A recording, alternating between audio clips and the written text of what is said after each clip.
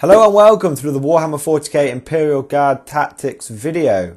Today's video, as you will probably be able to tell from the title, is going to be all about sergeants. That's right, sergeants. The good old-fashioned, can't go wrong with NCO, squad leader of the Imperial Guard. So, what we're going to discuss today is just the loadouts for sergeants in throughout the army.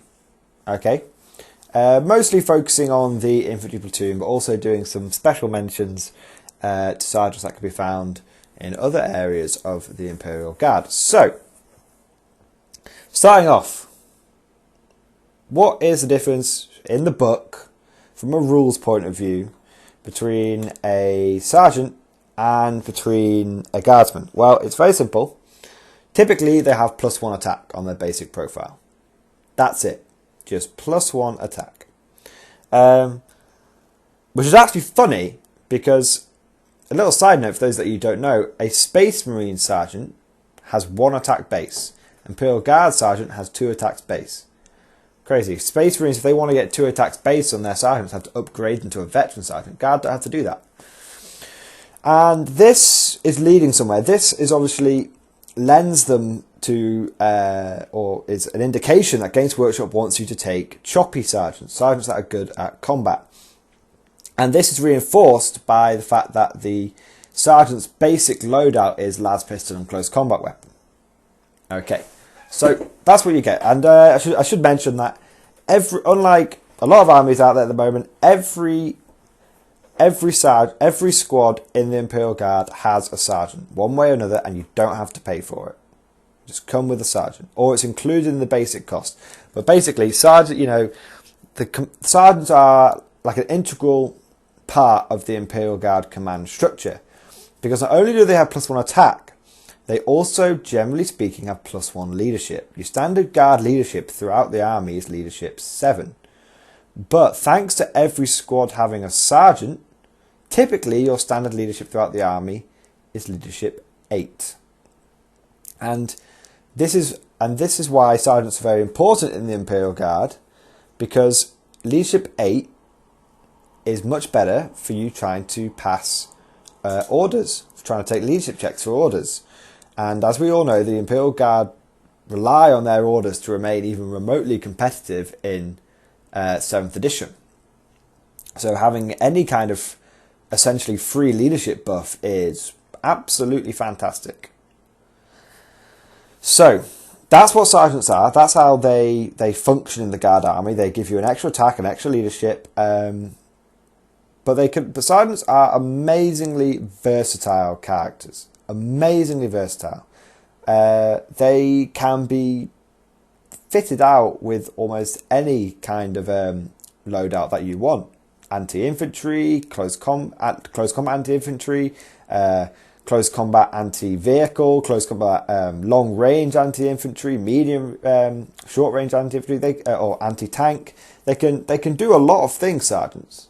They're very, very versatile. But looking at the basic sergeant, starting off with the most, so we're going to go. What I should say is we're going to go through some of the best loadouts you can go for, some of the best combos that you can go for. Okay, one important thing to bear in mind when it comes to sergeants is, at the end of the day, they're only men. Even with their extra leadership and their extra attack, they're only men. So you can't expect them to be absolute powerhouses.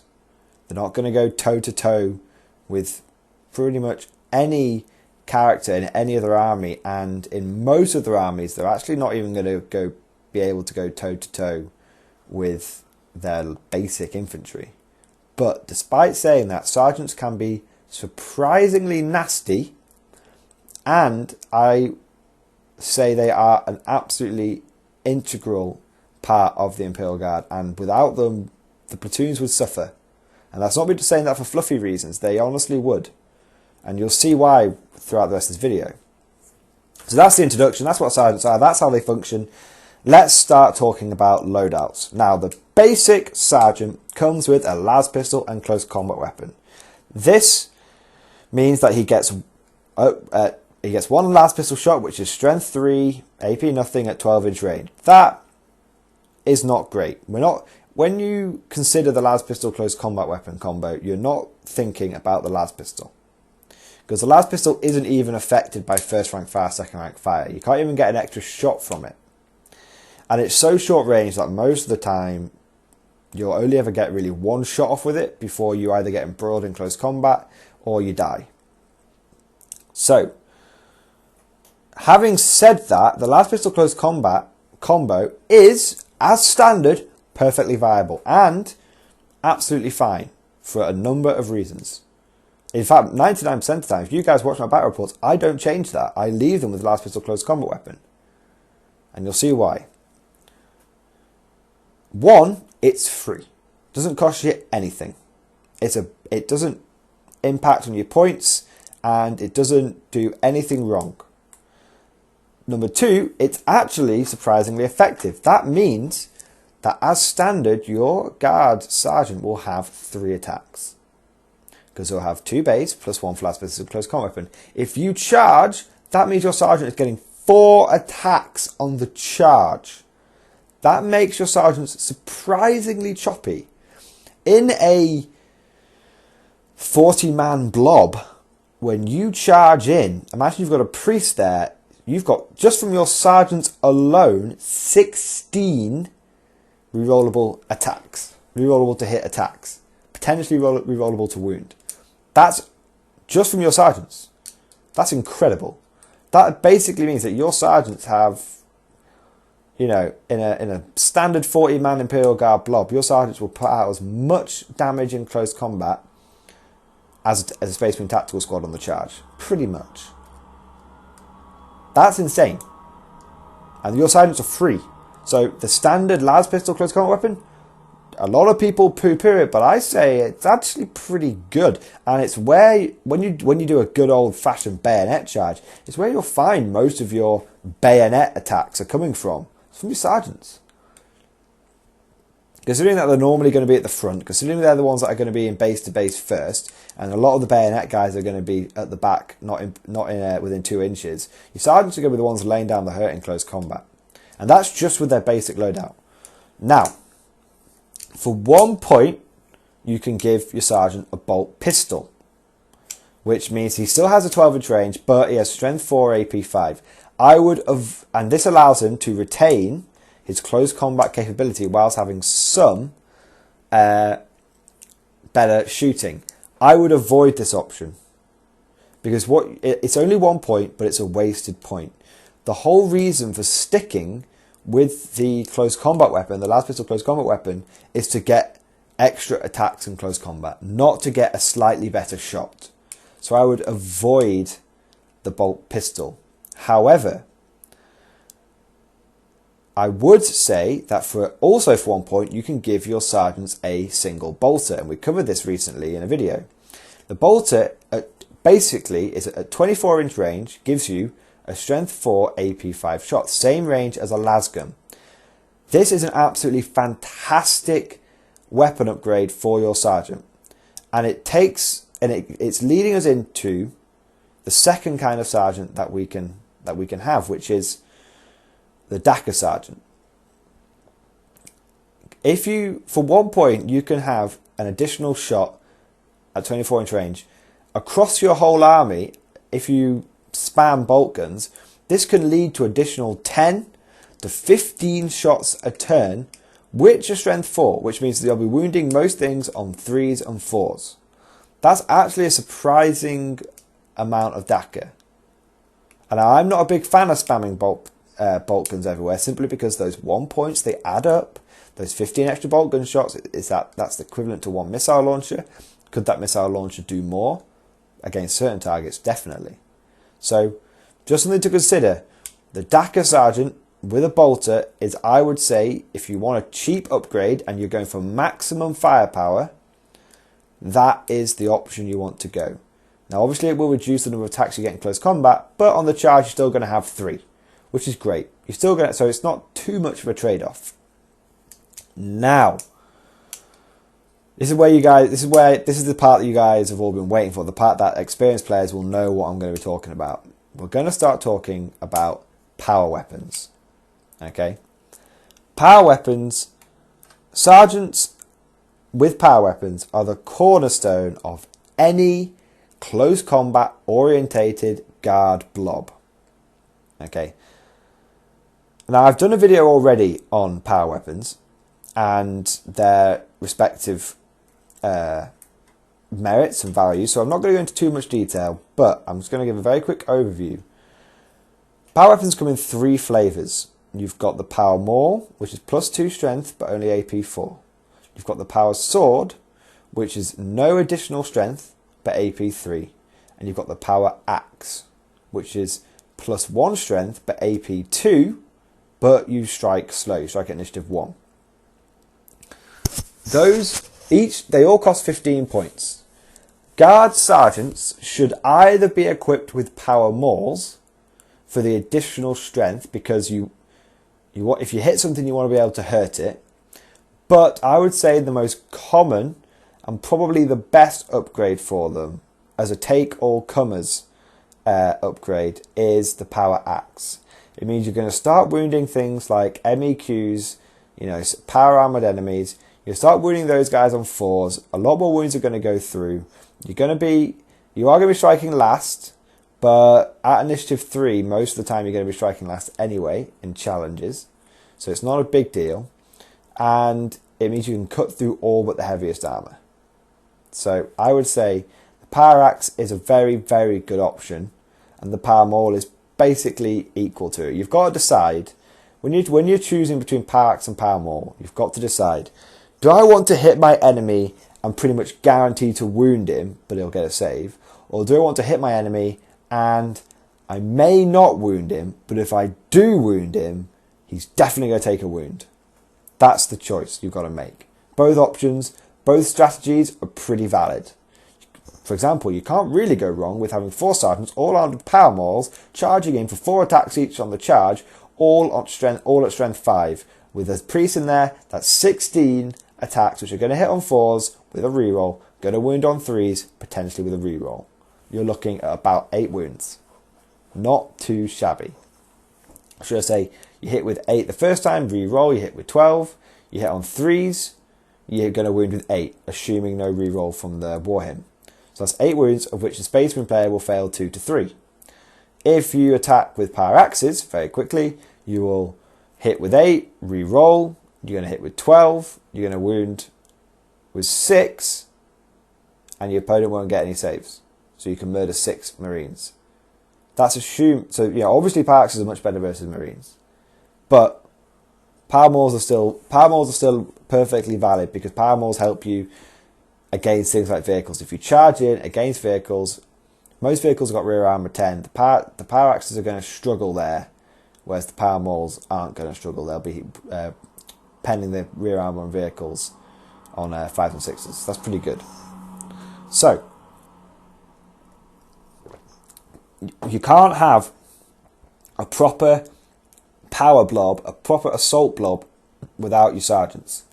Now, the last thing that we want to consider, it is the most expensive option, but it's one that I've begun leaning towards in recent battles, is power fists.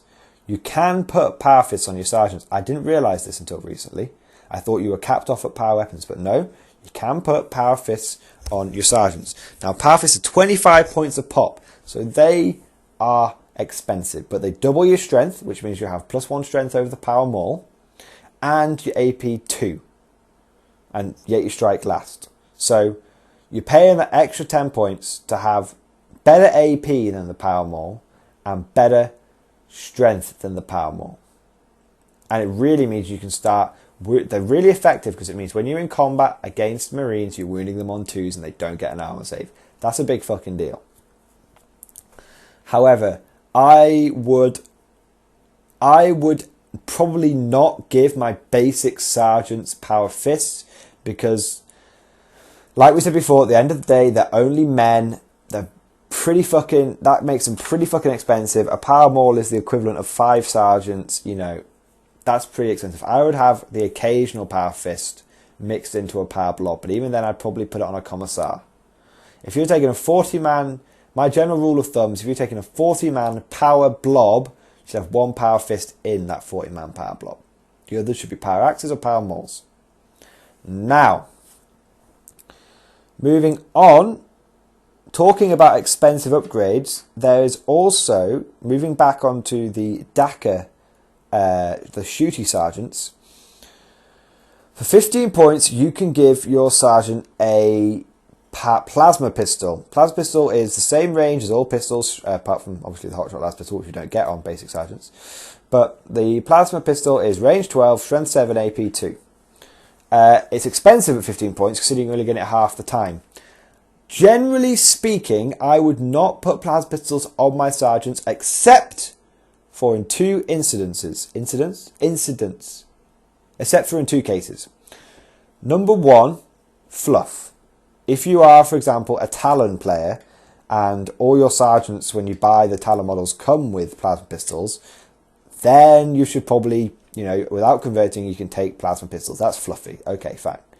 Secondly, if you are running a plasma spam list, because as we've said in the plasma video, when I did my in-depth tactical on plasma, as we said in that video, if you are running a plasma heavy list, what happens is the plasma pit, you don't run any heavy weapons, and instead you essentially run the plasma pistol as your special weapon and your plasma gun as your heavy weapon, and you take those are your two extra bits of firepower for your squad. Okay. Word of warning, I would not, I repeat, not buy a plasma pistol and a power weapon or power fist. That's getting ridiculously expensive. You're looking at 30 to 40 points of upgrades on a 5-point model. That equals bad shit, Maroki. Don't do it. General rule of thumb is sergeants should get one expensive upgrade if they get any upgrades at all. Now, I've said now a lot, but finally, one more thing to consider for sergeants as a general rule of thumb is melter bombs. With the new FAQ released by Games Workshop stating that in close combat, only one model from the entire squad may use a grenade in close combat against a vehicle or monstrous creature, it nerfed crack grenades very, very hard. Crack grenades are now completely useless. Instead, melter bombs and sergeants are now the way to go. They're only 5 points, melter bombs, and they give you can swap all your attacks to instead place a grenade or place the melter bomb. They're strength 8, AP 1, armor bane. Now the issue we have here is that your sergeants are only going to hit half the time, and you can only place one melter bomb out of your entire blob. You're only going to hit half the time without a reroll. So that means that even though it's a quite cheap upgrade, I would probably shy away from it. I would probably not bother with melter bombs on guard squads. I mean, if you get tied up by a dreadnought and you're struggling to kill it with your power fists or whatever, maybe you're going to wish you brought melter bombs. But what you've got to remember is that you've got to pay for a lot of melter bombs. I mean, you could technically only buy them on one. The way I would run it, okay, the way I would run melter bombs is I would model one sergeant to very, very, very obviously have melter bombs. Don't just say, oh, he's got melter bombs on a regular sergeant. That's bullshit. Model it so one sergeant in each blob very obviously has melter bombs. Either use melter bomb bits from like Space Marine assault squads, or model on a little satchel for him to have like satchel charges, but make it very fucking obvious he has melter bombs. And that way your opponent can't bitch and complain when he says, oh, I didn't know you had melter bombs there. Or you can say, well, the model clearly has them and I showed you my list. This is the one sergeant. The reason why I say you have to model it very clearly is because otherwise, if you take your 4 squads and you just put melter bombs on one of the sergeants and you don't make it obvious which sergeant's got the melter bombs, you could be, even with the best will in the world, and you know which sergeant's got melter bombs, your opponent might kill 2 or 3 of your sergeants and say, oh, I thought I got rid of your melter bombs. Well, it's not very obvious. You're cheating. You're just moving it around. You know, you're just saying that that sergeant is the last sergeant with the melter bombs. You know, you could get accused of cheating, so model it so it's very, very obvious that he's got melter bombs, and then just have one sergeant in every power blob, or every blob in general, with melter bombs. So that will give you a degree of protection against being swamped by dreadnoughts, or give you a degree of offensive power against big, blobby, bastarding units like dreadnoughts and Carnifexes and Wraith Knights and Wraith Lords and stuff like that. So, if you don't model it obviously, if you don't make it obvious that the model has melter bombs, then I feel that you are morally obligated to pay for melter bombs at every single sergeant so there can be no confusion with your opponent. Okay? Especially if you're running a pure infantry army and all your opponent can see is a sea of infantry in front of him, he's going to start getting frustrated and pissed off. Now, sometimes that can work in our favours, but generally speaking, you don't want to do that to your opponent. So, either make it very obvious that there's one guy with melter bombs, or give everyone melter bombs and just pay your tax for essentially not modelling your models properly. Okay, so that's all sergeant loadouts covered. So just to summarise, sergeants are an incredibly versatile and nice freebie that we get in the Guard. What we've covered today obviously is the basic sergeants. I should say, before I sign off actually, that obviously you get sergeants in veteran squads as well. Generally speaking, sergeants in veteran squads don't really need any upgrades. The only upgrade, if you're because veterans are generally considered like melter veterans, like, you know, or plasma gun veterans. Veterans are generally speaking, a shooty unit, and generally they're put in chimeras. If you have veterans in chimeras, you don't really need to pay any upgrades for your sergeant, because you're only going to be shooting 2 special weapons out of the top hatch anyway, and you can do that without giving your sergeant like a plasma pistol, for example. If you are running veterans on foot with special weapons, and maybe like carapace armour, then consider the plasma pistol as well, because then, you know, you're contributing to the overall firepower. Remember, veterans are ability skill 4, so 99.9% of the time you're going to be wanting to take advantage of that and to be shooting the shit out of your opponent. But don't forget that they do come with shotguns. So I am leading somewhere here in relation to sergeants. You can give your sergeant a shotgun for free along with the rest of the squad. That's great. I believe that's the case anyway. If you are going down the route of the assault veteran squad, which is something I've covered in my Emperor's Blade Assault Company, where you take a squad of veterans, give them carapace armour, give them 2 melter guns, give them a heavy flamer, and, you know, do a turn of shooting, and then do a turn of shooting and charging. In that case, consider either the plasma pistol or a power weapon. Because if you're going to assault your opponent, you might want the edge in close combat. It would make sense to give your sergeant a power axe or power fist on your veteran sergeant. Other places where we get sergeants, or the last most common place is obviously Militarum Tempestus. General rule of thumb, don't bother with power weapons on Tempestus. They're going to get swept aside either way. You'll be running a 5-man squad most of the time. You can't really take advantage of any weapons in there. You'll probably get your 5-man squad will easily get killed before you even get a chance to swing. So there you go. 3 most common kinds of sergeant. I've gone through general loadouts for sergeants, where what weapons should go where, how you can take advantage of each loadout, different types, DACA, choppy, and I've even done a quick brief bit on veteran sergeants and stormtrooper sergeants. So this is a long video. I didn't expect it to go on this long, and I've tried to keep it brief and concise, but you know, this is the way of things. We've got to cover in detail. No point in doing brief. No point in not going into proper detail, because then you guys don't really learn anything. So sorry for dragging on this video, but I hope you guys have found it useful. I hope it's opened your eyes on a couple of things. I know some of these things that I'm saying will be very obvious to some players, but to others, it can be a bit daunting when you're opening up that guard box or command box and you get all these extra special weapons. Sometimes you don't know which ones are good and which ones are bad to take.